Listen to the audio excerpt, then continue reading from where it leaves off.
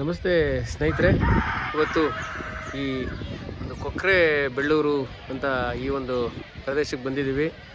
ಈ ಒಂದು ಪ್ರದೇಶದಲ್ಲಿ ನಮ್ಮ ಸ್ನೇಹಿತರಾದ, ಬನ್ನಿ ಈ ಕಡೆ. ಏನು ತಮ್ಮ ಹೆಸರೇನು ಸರ್? ಶಶಿಕುಮಾರ್ ಸರ್. ಶಶಿಕುಮಾರ್ ಅಂತ ನಮ್ಮ ಸ್ನೇಹಿತರಿದ್ದಾರೆ. ಈ ಊರಿನವರು ಇವರು.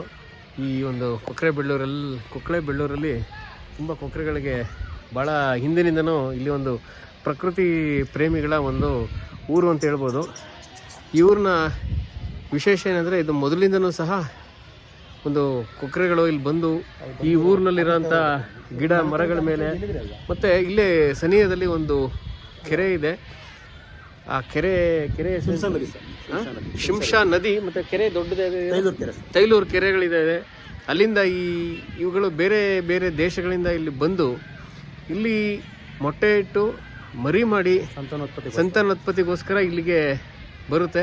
ಈ ಸಂತಾನೋತ್ಪತ್ತಿಯ ಕಾಲ ಇವಾಗ ಮುಗಿದಿದೆ. ಈಗ ಎಲ್ಲ ಅವು ಸಣ್ಣ ಪುಟ್ಟ ನೋಡಿ ಮೇಲ್ಗಡೆ ತಮ್ಮ ಕಾಣ್ತಾ ಇರ್ಬೋದು, ಪ್ರಾಕ್ಟೀಸ್ ಮಾಡ್ತಾ ಇದ್ದಾವೆ. ಚಿಕ್ಕ ಚಿಕ್ಕ ಮರಿಗಳು ಈಗ ಎಲ್ಲ ಪ್ರಾಕ್ಟೀಸ್ ಮಾಡಿಕೊಂಡು ಕೆಲವೆಲ್ಲ ಮರದ ಮೇಲ್ಗಡೆ ಕೂತಿದ್ದಾವೆ. ಇದೆಲ್ಲ ಪ್ರಾಕ್ಟೀಸ್ ಮಾಡಿಕೊಂಡು ಹಾರೋದನ್ನು ಚೆನ್ನಾಗಿ ಇದೆಲ್ಲ ಪ್ರಾಕ್ಟೀಸ್ ಮಾಡಿಕೊಂಡು ಇನ್ನೊಂದು 15 ದಿನ ಅಥವಾ ಒಂದು ತಿಂಗಳಲ್ಲಿ ಇವೆಲ್ಲ ಮತ್ತೆ ಪ್ರಯಾಣ, ಅಂದರೆ ತನ್ನ ಮರಿಗಳ ಜೊತೆಯಲ್ಲಿ ಪ್ರಯಾಣ ಮಾಡೋದಿದೆ.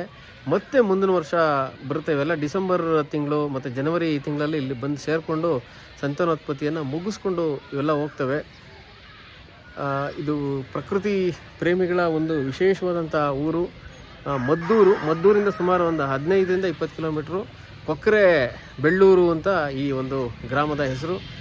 ತಮಗೆಲ್ಲರಿಗೂ ನಮಸ್ಕಾರ. ಜೈ ಹಿಂದ್, ಜೈ ಕರ್ನಾಟಕ.